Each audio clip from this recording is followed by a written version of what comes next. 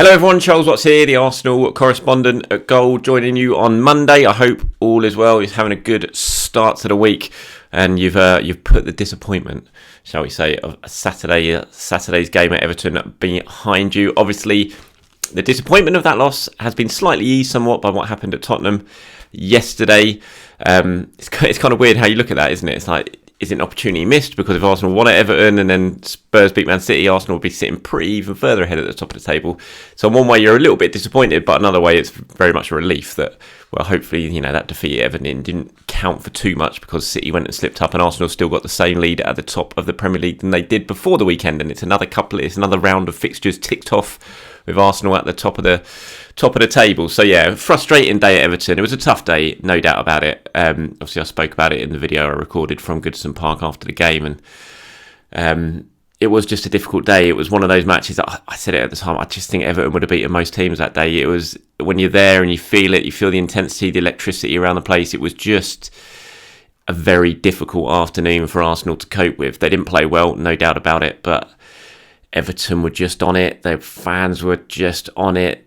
You could just sense it was that classic new manager syndrome, and Arsenal met Everton on a very, very bad day. And it became apparent as that game wore on pretty quickly for Arsenal. It was a game and right, just get through this, don't lose, get through it, get a point if needs be, and get home. It didn't happen because of a set piece, which is disappointing because Arsenal have been good at set pieces for the majority of the season.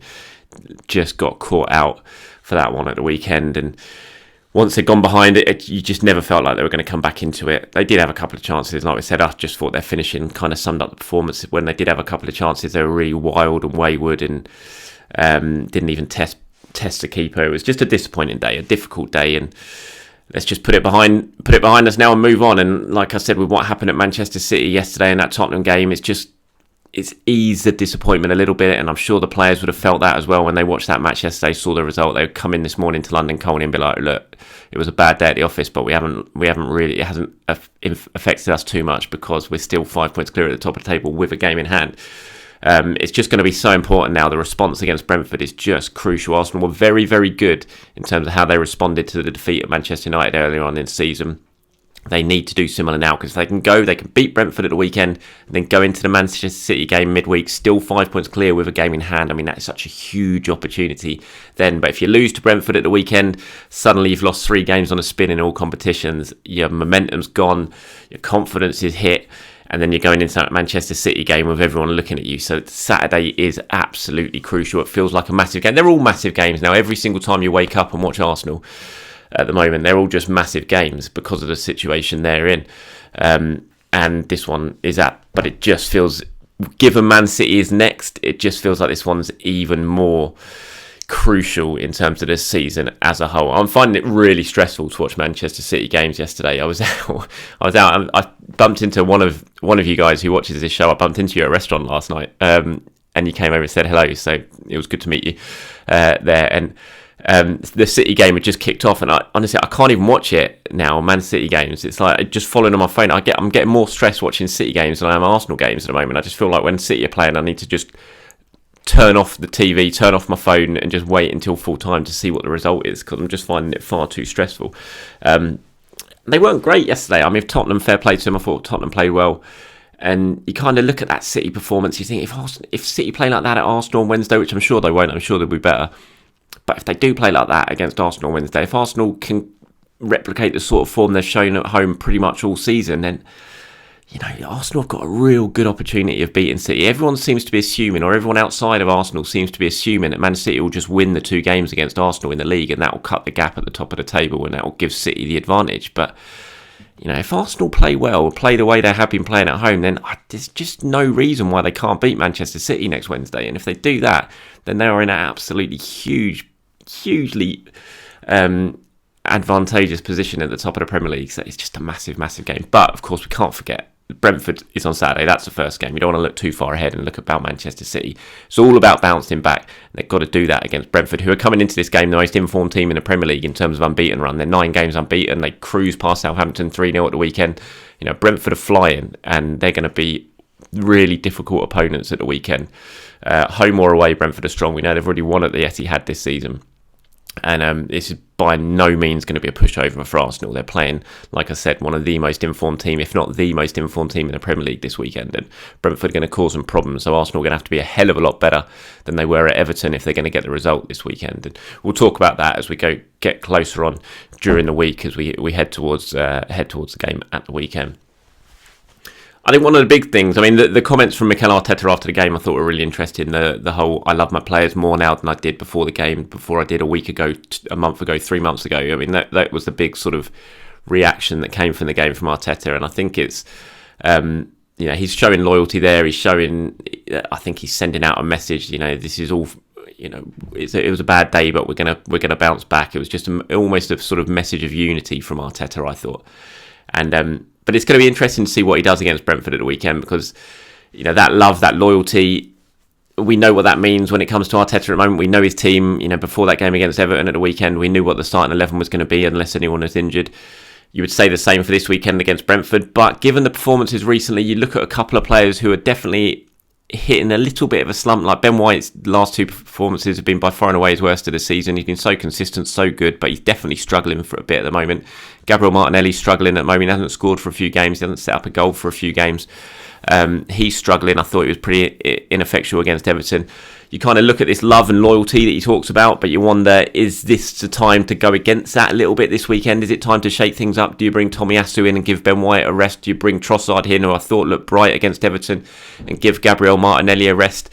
Do you shake things up a little bit now and try and get a bit of a reaction after these two defeats in the Cup and in the League? Or do you go with the same side that you're so used to seeing week in, week out and that has served you so well this season? Personally, for me, I think if you're going to give Martinelli a rest, this would be the perfect time to it. Bring him back in against Man City, but maybe give him a bit of a rest and give Trossard a start against Brentford at the weekend. Just feels like this could be a good opportunity to do that and just to shake things up. And I certainly would be resting Ben White on Saturday. I'd be bringing Tomiyasu in and giving him a go because Ben White has definitely struggled. I thought he was poor against Everton. Really, just not like what he has been all season, and that's to be expected. Players have little dips in form as the season goes on. He's been so consistent, Ben White, so good, but it just feels like this could be an opportunity to shake things up. But let me know what you guys think. Would you be changing things for the game against Brentford, or would you stick with it and go with the 11 that we're all coming to expect from Mikel Arteta at the moment? If you would make changes, who would you bring in? Who do you think deserves to get a bit of a chance in the starting 11 this weekend?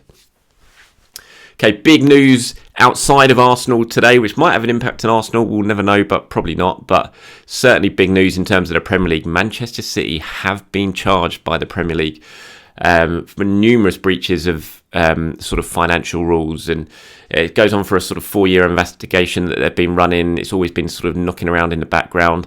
And today they have officially charged Manchester City with multiple rule breaches. I mean, it's more than 100 charges of breaching the rules from the Premier League, going back, years and years and years. Possible sanctions if they're found guilty, possible points deduction or expulsion from the league, even that sort of thing. Heavy fines, transfer bans. We'll see how it goes. I mean, this is just a start. I can't imagine. I've seen on social media all Arsenal fans like, dock points, definitely, which I can understand, but.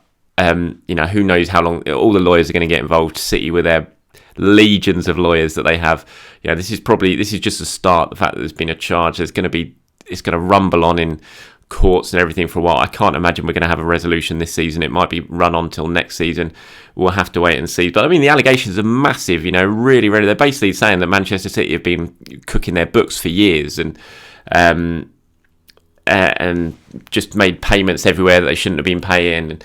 Dodged financial fair play. They've didn't help at all with the Premier League investigation. Really, really serious charges here that the Premier League have levelled against Manchester City. It's massive, massive news, and it'll be intriguing to see how this plays out over the coming months or even years, however long this ends up going through the courts for.